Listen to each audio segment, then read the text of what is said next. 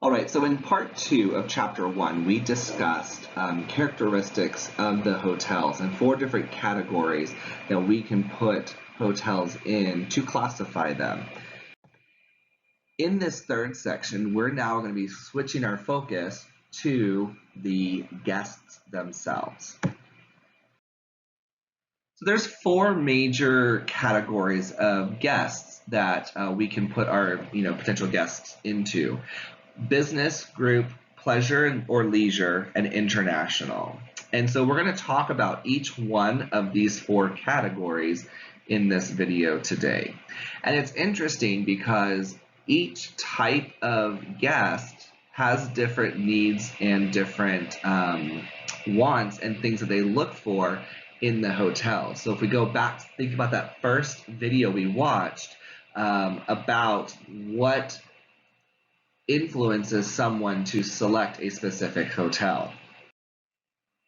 The first group we're going to talk about is the business travelers.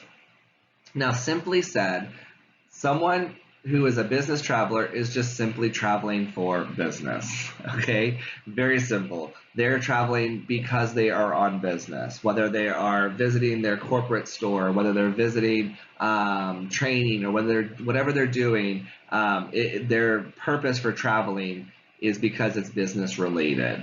Okay, and it depends on really the market segment that your hotel is found in. So if your hotel is in an area that has a lot of corporation headquarters, then you might have a lot of business travelers.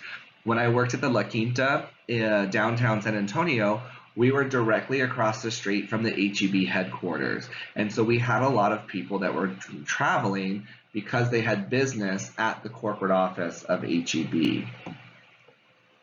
Now, just because your hotel is in an area that has a lot of corporations does not mean that business travelers are your only types of guests. We have a business mix, and it's going to be a mix of all these different types of guests. And so you may have a traditionally heavier time for business, maybe in the fall, early spring, but then the summertime, your focus might shift to the leisure travelers. And so leisure travelers are people who are not traveling for business or for work, okay? Typically, I think of this as like a family vacation or a vacation if you're a single adult or you're going out for a girls' weekend or a bachelor party. You're traveling for reasons other than work. And so oftentimes, because the guests are paying out of their own pocket for these experiences, they tend to be a little bit more price sensitive than the business traveler. The business traveler typically will have an expense account that's covered by the organization that they work for, and so they are a little bit less concerned individually than the leisure travelers who are spending their own money paying out of their pocket. The group travelers are people, we have a lot of different reasons why people travel in a group. Okay, it could be an example like I sing with the San Antonio Master Singers, and we occasionally will travel as a group to go and sing concerts. We've been to Italy, France, Spain. We're going to the UK in 2021, and so we travel as a group. So we would be considered a group travel. We also have associations that will meet for different conferences or conventions, and those are considered groups as well. Not necessarily business travelers, because business travelers are typically people who travel independently on their own, whereas the group will then come together.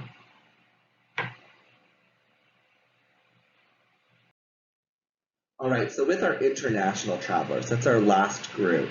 It's important that if you do have a group of international travelers, that you understand the culture and the customs to really help them feel like they are at home when they're at the hotel.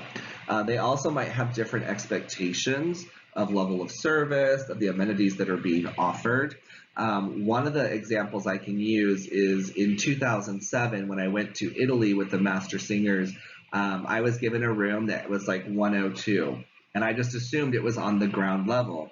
But in Italy, we have the ground level, and then what we call the second floor is actually the first floor, all the 100s, and then it goes up from there. And so it took me a while to find my room, but then I realized when I went back to the front desk and asked, they said, oh no, that's actually the second floor. The other thing that I noticed in Italy was that you had to insert a key, a room key, into a slot just inside the door of the hotel. And what that does is it turns on the power to the entire room. So then as you leave, you have to take your key with you.